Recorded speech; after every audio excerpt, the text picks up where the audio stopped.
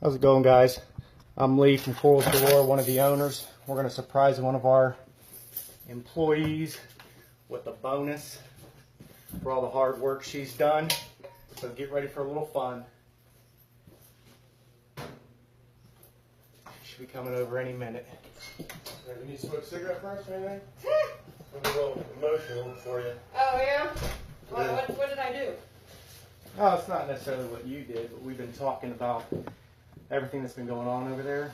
Okay. You guys' payroll is way too high compared to what it should be. I just looked at what was in the account, and there's like next to nothing in the account. I think some of the stuff that you're doing, Brandon should be doing himself, and that'd save us on money. Okay. Yeah, I don't know how I do that with all the installs and maintenances and everything else that needs done there. So we're going to have to keep paying her until we figure out what we're going to do. Okay. Well, the end of the month's almost up. Yeah. If we just let one employee go, there's no problems. Yeah. There's no bonus you have to pay out. Yeah, if we let her go before the end of the month, we wouldn't have to give her a bonus, right? So, nah, we'll keep her.